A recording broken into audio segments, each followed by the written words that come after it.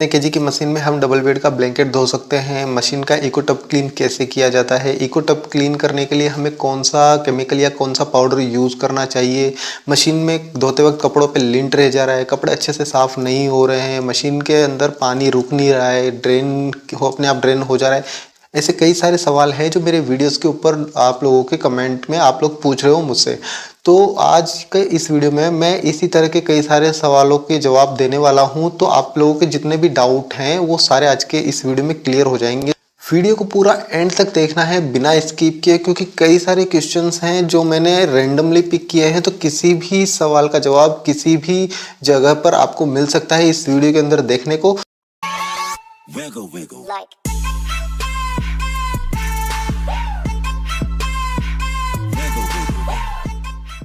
तो सबसे पहला सवाल दोस्तों हम यहाँ पे लेते हैं कि मशीन में पानी नहीं आ रहा है। तो ऑटोमेटिक वॉशिंग मशीन में क्या होता है दोस्तों कि वाटर टैप के साथ हमें होज कनेक्ट करना होता है और उसको टैप को ओपन करना होता है। तो 2-3 चीज़ें हैं उनका आप ध्यान रखिए तो आपकी मशीन में पानी आ जाएगा। तो सबसे पहले तो आपको करना ये है कि आपने अपना जो होज पाइप है वॉशिंग मशीन का जो आपने वाटर टैप के साथ कनेक्ट किया है, आपको सबसे पहले वाटर टैप चेक करना है कि वो नल खुला हुआ होना चाहिए, वो बंद नहीं होना चाहिए। बहुत सी बार क्या होता है कि हम भूल जाते हैं, नल को चालू नहीं करते हैं।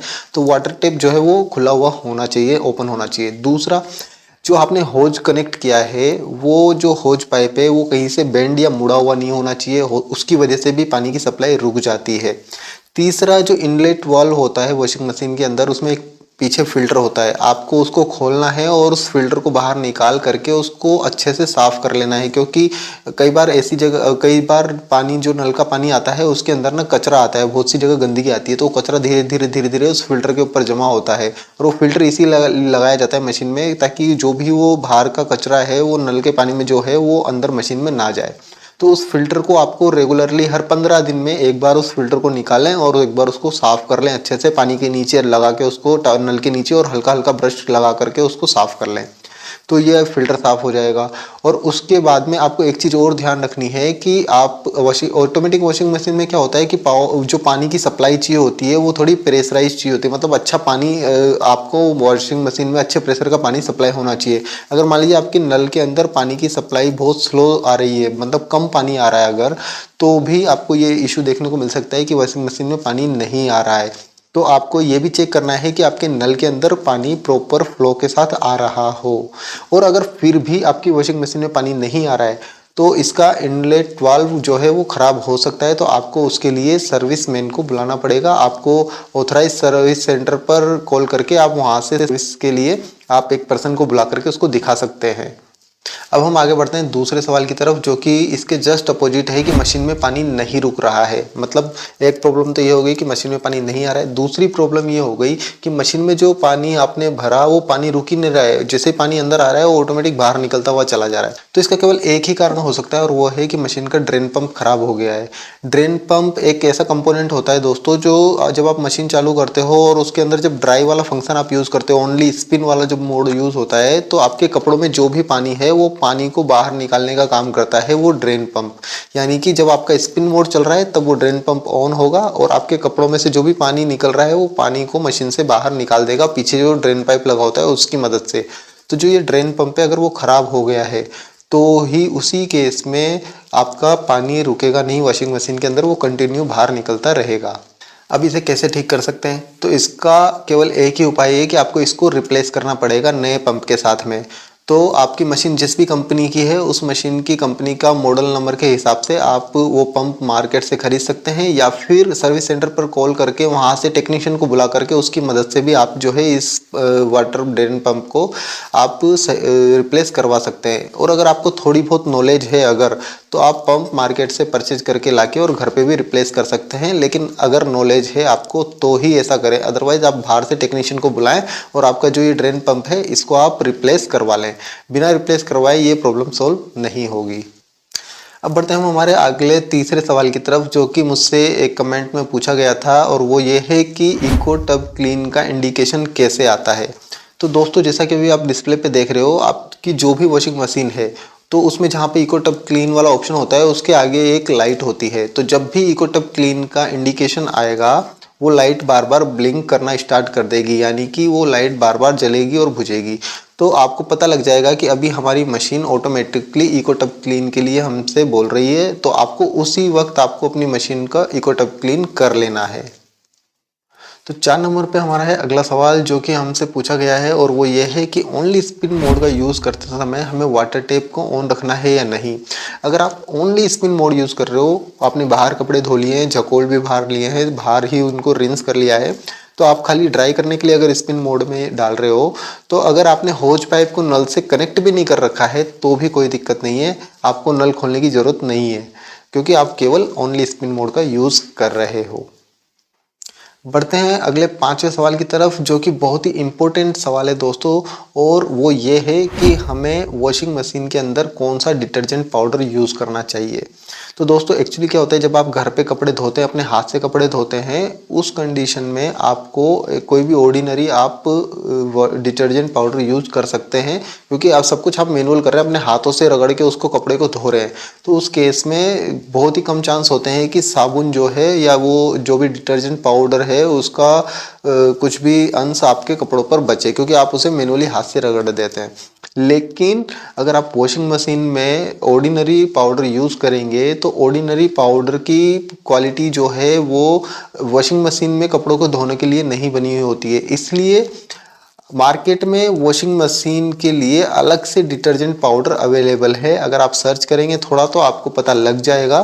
तो जो स्पेशली वॉशिंग मशीन की धुलाई के लिए आपको जो पाउडर दिए गए हैं मार्केट के अंदर जो अवेलेबल हैं, उन्हीं का आप यूज़ करें, ताकि आपके कपड़ों पर जो साबुन के दाग लग जाते हैं या साबुन के दाग कपड़ों पे से नहीं हटते हैं, वो वाली प्रॉब्लम आपको नहीं देखने को मिलेगी, क्योंकि आपका जो ऑर्डिनरी डिटर्जेंट पाउडर है वो दाग छोड़ सकता है आपके कपड़ों के ऊपर। तो वॉशिंग मशीन में अगर कपड़े धो रहे हैं तो वॉशिंग मशीन के लिए अलग से जो पाउडर अवेलेबल है मार्केट में, आप उनका यूज कर सकते हैं।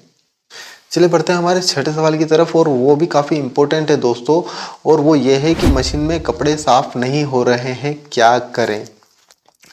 तो दोस्तों मशीन में अगर कपड़े साफ़ नहीं हो रहे हैं, तो सबसे पहली बात तो मैं आप लोगों को ये बता दूं कि अगर आप वॉशिंग मशीन ये सोच कर ले रहे हैं कि मेरी शर्ट पर चाय का दाग लग गया है और उसको मैं वॉशिंग मशीन में धोऊंगा तो वो एकदम क्लीन हो जाएगा, अगर आप ये सोच कर ले रहे हैं कि आपके कपड़ों पर कोई ऑयल का, कोई हल्दी का, कोई ग्रीस का या कोई ऐसा दाग जो कि नॉर्मल हाथ से धोने पर भी नहीं निकलता है, इस टाइप का दाग अगर लग गया है, या कपड़े उस हिसाब से थोड़े गंदे और ज़्यादा हो चुके हैं और उनको अगर आप वॉशिंग मशीन में धोने जा रहे हो, तो आप ये सोचो कि वो पूरी तरह साफ़ होकर के बाहर निकलें, तो ऐसा बिल्कुल भी नहीं है दोस्तों। अगर आप ये सोचकर वॉशिंग मशीन ले रहे हो तो बिल्कुल भी ना लो, चाहे आप फ्रंट लोड, चाहे टॉप लोड या सेमी ऑटोमेटिक, किसी भी तरह की वॉशिंग मशीन में आप उसको धो लो, वो बिल्कुल साफ़ नहीं होगा।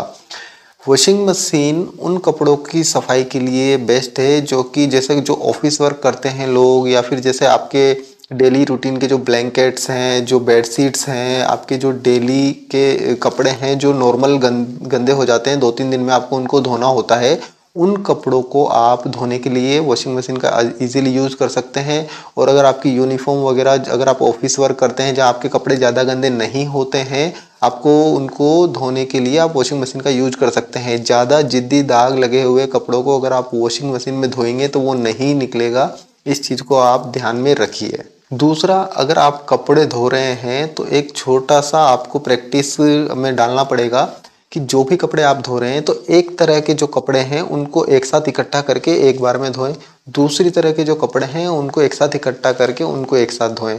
तो उससे जो कपड़ों पर लिंट वाली जो प्रॉब्लम आती है कि यार हमारे कपड़ों पे लिंट रह जा रहा है, वो समस्या काफ़ी हद तक नहीं रहेगी, क्योंकि एक तरह के कपड़े अगर आप डालेंगे तो उनका जो लिंट निकलेगा वो उन्हीं कपड़ों के ऊपर दोबारा नहीं चिपकेगा।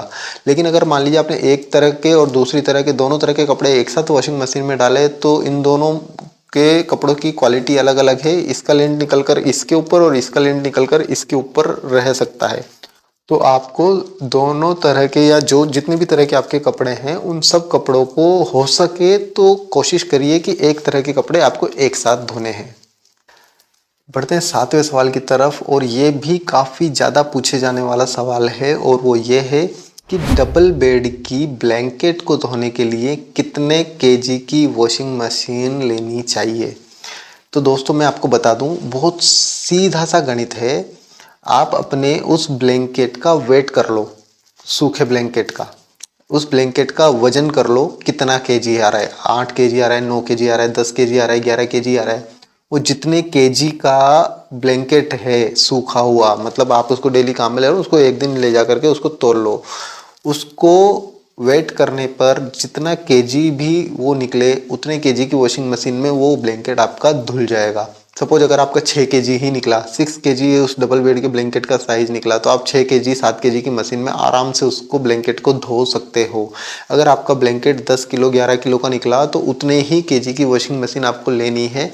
ये बहुत ही सीधा सा फंडा है, आप इस चीज़ को ध्यान रखिए। अब इससे एक मदद और मिल सकती है आपको यहाँ पर कि आपके घर में कपड़े जितने हो रहे हैं धुलने, आप बहुत सी बार कंफ्यूज हो जाते हो ना, नई वॉशिंग मशीन लेने जा रहे हो कि यार मेरे पास 6 केजी की, मुझे 6 केजी की वॉशिंग मशीन लेनी चाहिए या 7 की लेनी चाहिए, 8 केजी की लेनी चाहिए, कंफ्यूज हो जाते हो। तो आप एक काम करो कि आपके जो घर, आप जो भी कपड़े धोते हैं उन सभी कपड़ों को इकट्ठा करिए कि भैया मैं एक बार में इतने कपड़े धोता हूँ या धोती हूँ, तो उतने कपड़ों को एक बार में वजन कर लीजिए कि मेरा इतना 5 किलो आ रहा है या 8 किलो आ रहा है या 7 किलो आ रहा है, उतने केजी की मशीन की आपको ज़रूरत है। ये सीधा सा गणित है, बहुत ही काम की बात है, नोट कर लीजिए। वीडियो में आगे बढ़ने से पहले दोस्तों इस वीडियो के ऊपर आप लोगों का लाइक मुझे चाहिए, जल्दी से लाइक बटन को प्रेस कर दीजिए और साथ ही जो भी नए लोग मेरे इस वीडियो को देख रहे हैं जल्दी से हमारे चैनल को सब्सक्राइब कर लीजिए, क्योंकि इसी तरह की वीडियोस की नोटिफिकेशन आपको मिलती रहेगी और जैसे ही हमारा नया वीडियो अपलोड होगा आपको उसकी नोटिफिकेशन मिल जाएगी। बढ़ते हैं 8वें सवाल की तरफ, जो कि है कि अगर मेरे पास में ज़्यादा केजी की मशीन है और उसमें मैं कम कपड़े धो रहा हूँ तो कोई दिक्कत तो नहीं है। तो मैं बता दूं, अगर आपके पास में ज़्यादा केजी की मशीन है और अगर आप उसमें कम कपड़े धो रहे हैं तो कोई प्रॉब्लम नहीं है, लेकिन अगर आपके पास जितने भी केजी की मशीन है, 9 केजी की अगर मशीन है और अगर आप उसमें 11 किलो कपड़े धो रहे हो या 12 किलो कपड़े धो रहे हो तो दिक्कत है। मतलब क्वांटिटी से ज़्यादा कपड़े नहीं धोने हैं, क्वांटिटी से कम धोगे तो कोई दिक्कत नहीं है। लेकिन यहाँ पर एक बात और बोलना चाहूँगा कि अगर आपके पास में कपड़ों की क्वांटिटी कम है तो ज़्यादा केजी की मशीन लेनी क्यों है, ज़्यादा कैपेसिटी की मशीन लेनी ही क्यों है, मत लीजिए। अगर आप कपड़ों की, मैंने बताया ना अभी आपको कि कपड़ों की क्वांटिटी डिसाइड कर लीजिए, वेट कर लीजिए कितना आता है आपके एक बार में धुलने वाले कपड़ों का वजन, उतने केजी की मशीन आप ले लीजिए। ज़्यादा एक्स्ट्रा क्यों लेना, क्योंकि फालतू में आपका इलेक्ट्रिसिटी भी का खर्चा बढ़ेगा, महंगी भी आएगी, तो ये सब नहीं करना है। आप डिसाइड कर लीजिए कितने कपड़े हैं उतने केजी की मशीन आप ले लीजिए। अब अगला सवाल मुझसे यहाँ पर किसी ने पूछा था कि डिले एंड हो गया है, मतलब डिले एंड का ऑप्शन ऑन हो गया है, उसको कैसे बंद करें। तो बहुत ही आसान है, आपकी मशीन में जब डिले एंड हो गया है यानी कि जो उसका टाइमर वाला बटन है वो आपने प्रेस किया है तो उसमें कुछ टाइम स्टार्ट हो गया है, 2 घंटा 3 घंटा 4 घंटा जो भी उसकी डिस्प्ले पर नज़र आ रहा है, तो आपको उस ही बटन को तब तक प्रेस करना है जब तक कि वहाँ पर जीरो वापस से ना आ जाए। अब बढ़ते हैं हमारे आखिरी सवाल की तरफ, जो कि क्या इको टब क्लीनर की ज़रूरत है और अगर ज़रूरत है तो कौन सा यूज करना चाहिए, क्या इसका कोई अल्टरनेट भी हो सकता है। अब पहली बात तो ये कि इको टब क्लीनर होता क्या है। तो इको टब क्लीनर एक केमिकल आता है, पाउडर फॉर्म में भी आता है, लिक्विड फॉर्म में भी आता है। पाउडर फॉर्म में ज़्यादातर देखने को मिलता है मार्केट के अंदर। तो ये एक पाउडर होता है, केमिकल होता है, जो कि जब आप इको टब क्लीन करते हो मशीन में उस वक्त आपको पानी के साथ इसको डालना होता है और उसके बाद आपको इको टब क्लीन करना होता है, जिससे कि आपकी मशीन में धुलाई करते वक्त जो भी गंदगी जमा होती है, साबुन की चिकनाई और जो भी उसकी परत जमना स्टार्ट हो जाती है इको टब क्लीन में, वो सब क्लीन होती है। तो उसको क्लीन करने के लिए वो केमिकल, वो पाउडर डाला जाता है ताकि आपकी वॉशिंग मशीन अच्छे से साफ़ हो जाए। तो इसकी ज़रूरत तो होती है। तो पहले सवाल का आपको जवाब मिल गया कि क्या इसकी ज़रूरत है। बिल्कुल इको टब क्लीनर की बहुत ज़रूरत है, अदरवाइज़ आपकी मशीन प्रॉपरली क्लीन नहीं हो पाएगी। अब इसका अल्टरनेट क्या है। अगर आप वॉशिंग मशीन क्लीनर यूज़ नहीं करना चाह रहे हो तो इस अल्टरनेट में इसके लिए क्या यूज़ कर सकते हो, तो आप एक विनेगर और बेकिंग सोडा को वॉशिंग मशीन क्लीनर के अल्टरनेट के रूप में यूज़ कर सकते हो। यूज़ कैसे करना है, आपको सबसे पहले अपनी वॉशिंग मशीन जो है उसको वॉश साइकिल पर सेट करके ऑन करना है। उससे क्या होगा, थोड़ी देर में मशीन चालू हो जाएगी, पानी आना स्टार्ट होगा। अगर हो सके तो उस टाइम पे आप थोड़ा इसमें गर्म पानी भी ऐड कर सकते हैं वॉशिंग मशीन के अंदर, थोड़ा गर्म हॉट वाटर भी आपको थोड़ा सा ऐड कर लेना है, ठीक है। तो इसके बाद में जैसे वॉशिंग मशीन में पानी आ जाए, आपको बीच में ही आपको डोर ओपन करना है। डोर ओपन करने के बाद में लगभग 750 ml वाइट विनेगर आपको आपकी इस पानी के अंदर ऐड कर देना है वॉशिंग मशीन के अंदर, और उसके साथ में लगभग 200 से 250 ml आपको बेकिंग सोडा भी साथ में ऐड करना है।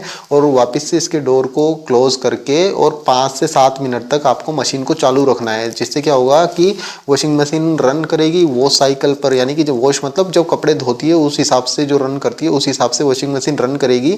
और ये जो भी पानी में आपने विनेगर और बेकिंग सोडा मिलाया है ये अच्छे से उसके साथ मिक्स हो जाएगा। अब आपको करना क्या है, आपको अपनी मशीन को पॉज करना है, बीच में ही रोकना है और उसका ढक्कन खोल करके लगभग 1 घंटे से 1 घंटा 20 मिनट तक आपको वॉशिंग मशीन को छोड़ देना है वैसे ही, समझे आप। मतलब आपने वॉशिंग मशीन चलाया, बेकिंग सोडा विनेगर मिलाया, 750 ml के आसपास आपको वाइट विनेगर मिलाना है, 200 से 250 ml आपको बेकिंग सोडा मिलाना है और उसको 5 मिनट चलाने के बाद में 1 से सवा घंटे तक आपको उसको छोड़ देना है। उससे होगा ये कि आपकी वॉशिंग मशीन के अंदर जो ड्रम है और वॉशिंग मशीन की जो अंदर जहाँ पर पानी इकट्ठा होता है वो पूरा एरिया जहाँ पे आपका साबुन की परत जमा होती है वॉशिंग मशीन के ऊपर, वो अच्छे से अपने साथ मिक्स कर लेगा वॉशिंग मशीन के अंदर जो भी आपकी डर्ट जमा हुई है उसको। अब इसके बाद में वापस जब ये टाइम पूरा हो जाए 1 सवा घंटे का, आपको वापस से ढक्कन बंद करना है और उसको स्टार्ट पॉज किया जो किया था आपने उसको दोबारा स्टार्ट कर देना है। और जो वॉश साइकिल आपने सेलेक्ट किया था स्टार्टिंग में, मतलब कपड़े धोने के टाइम पे जो वॉश साइकिल स्टार्ट किया था वो वाला साइकिल अब आपको कंप्लीट कर लेना है पूरा। यानी कि अब मशीन को आपने 1 घंटे रख दिया था, उसके बाद में वापस मशीन को चालू कर दिया और जो वॉश साइकिल था वो पूरा हुआ, मशीन ने घूमना स्टार्ट किया और उसके बाद में पूरा मशीन ड्रेन हुई और उसके बाद दोबारा पानी लेगी और फिर दोबारा वापस घूमेगी और पूरा पानी ड्रेन कर देगी। ये साइकिल आपको पूरा कर लेना है।